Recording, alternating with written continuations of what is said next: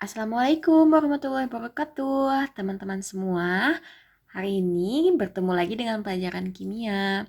Nah, teman-teman, jadi kemarin sudah kita bahas tentang cara menghitung perubahan entalpi suatu reaksi. Kita kenal ada 4 cara, yaitu dengan yang pertama kalorimetri. Yang harus kalian ingat itu rumusnya yang Q sama dengan MC delta T atau Q macet gitu ya. Ini sudah selesai di pertemuan sebelumnya. Kemudian yang kedua ada hukum Hess. Hukum Hess itu yang cirinya banyak reaksi harus dibalik dikali 2 dan seterusnya yang itu. Ini juga sudah selesai di pertemuan sebelumnya atau di video sebelumnya, kalian bisa tonton lagi. Nah, yang ketiga kita akan bahas tentang data entalpi pembentukan standar. Nah, teman-teman harus ingat dulu bahwa entalpi pembentukan standar itu disimbolkan dengan delta H0F gitu ya. Jadi nanti kalau dalam soal ada delta H0F atau ada keterangan suatu entalpi pembentukan standar dari CO2, H2O atau apapun, berarti itu delta H0F begitu ya. Nanti di pertemuan selanjutnya besok ya, hari Selasa, kita akan membahas tentang data energi ikatan, cara menghitung delta H dengan data energi ikatan. Oke teman-teman, mungkin kita langsung bahas kepada contoh soal supaya lebih mudah kalian memahaminya.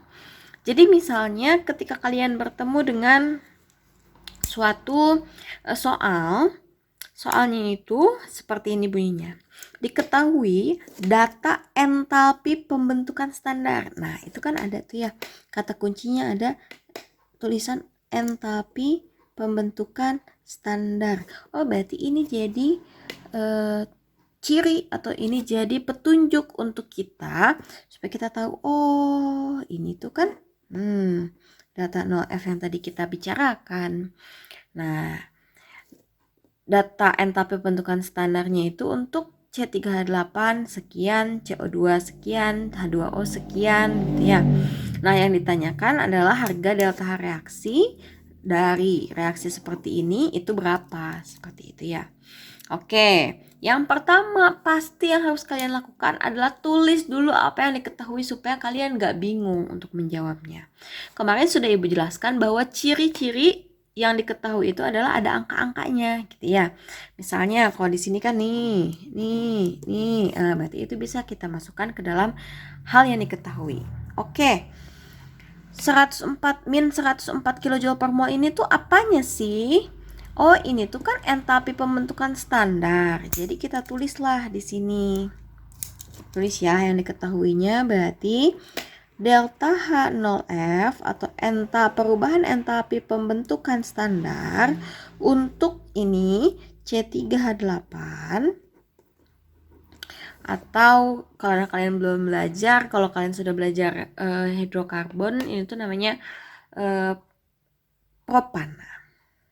Oke, itu min 104 kJ per mol. Yang diketahui yang kedua pastinya delta H0F untuk CO2 gitu ya. Berarti min 394 kJ per mol. Next, berarti delta H0F untuk H2O seperti itu ya. Min 242 kJ per mol. Oke, apakah ada lagi yang diketahui? Bu, angkanya sudah selesai. Oh ya, sudah. Berarti kita cukupkan dulu sampai di sini yang diketahuinya. Sekarang kita lanjut yang ditanyakan. Apa sih yang ditanyakan dalam soal? Berarti kita harus tulis dulu yang ditanyakannya. Seperti itu ya.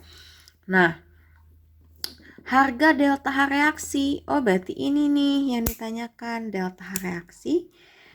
C ini harus ditulis nih.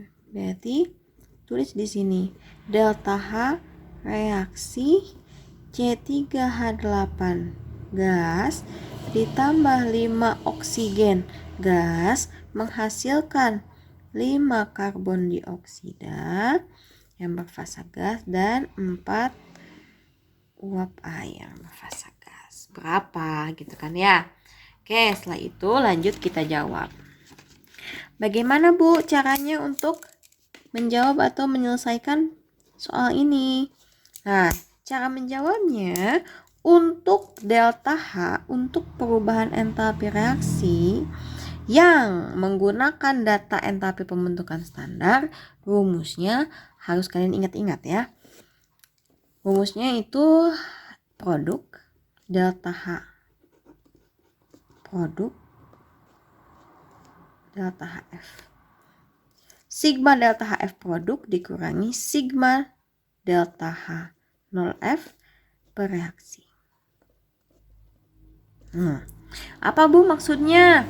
Maksudnya sigma itu adalah jumlah dari semua entalpi pembentukan standar yang ada di produk dikurangi jumlah dari semua entalpi pembentukan standar yang ada di reaksi. Atau lebih mudah kita pakai ini aja, sigma kanan dikurangi sigma kiri gitu ya. Atau lebih singkat lagi kaki. Jadi ingat, kalau misalnya kalian menemukan soal yang berhubungan dengan delta HF nih, berarti kalian ingat rumusnya itu kaki, kanan kurang kiri. Oke? Alias yang kanan nih ini dikurangi yang itu ya. Nah, oke. Gimana Bu maksudnya? Yuk langsung kita kerjakan. Artinya di sini delta H untuk reaksi tersebut kan kanan ya. Kita lihat kanan. Di kanan ada apa aja nih? Oh, ada 5 karbon dioksida. Oke, berarti di kanan 5 CO2 berarti 5 dikali delta H0F CO2 gitu ya. Ditambah, nih kan ada 2 nih. Ada CO2, ada H2O nih. Berarti ditambah berapa H2O-nya? 4 kali delta H0F H2O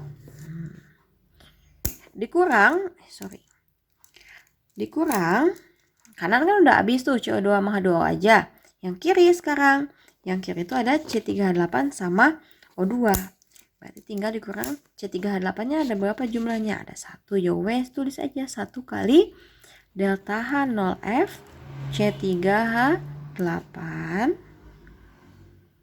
Nah, terus ditambah. Nah, delta H0F O2 ada atau tidak ada? Tidak ada. Kenapa? Karena dia tidak dibentuk. Dia sudah hadir di alam. Makanya dia tidak punya delta H0F. Jadi gimana Bu? Ya udah, tulis aja 0 atau tidak usah ditulis pun tidak apa-apa. Seperti itu ya. Kasih tutup kurung kurawal. Oke, lanjut. Tinggal dihitung sekarang. Delta H-nya 5 dikali delta 0 FCO2 min 394 kilojoule per mol. Ditambah 4 kali delta 0 FH2O, lihat nih min 242, berarti min 242 kilojoule per mol. Dikurangi 1 kali delta 0 FC3H8 ini ya dong ya. Berarti 1 dikali min 104 kilojoule per mol. Nah, jadi setelah dihitung itu 5 kali 394 itu min 1970. 1970, 4 kali min 242 itu min 968, dan 1 kali 100 min 104 itu min 104 kan. Nah, terus kita lanjut deh. Min 1970 ditambah min. Nah, ini kan dikali ini plus kali min hasilnya min, makanya berarti min 1970 dikurangi 968 hasilnya jadi minus 2938 ya.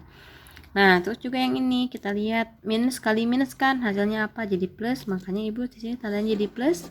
104-nya ikut turun, hasilnya jadi minus 2046 kilojoule. Seperti itu, sudah selesai. Gampang kan? Yang penting kalian tahu siapa yang di kanan, siapa yang di kiri, terus tinggal dimasukkan deh koefisien dikali delta H0F zat-zatnya. Seperti itu.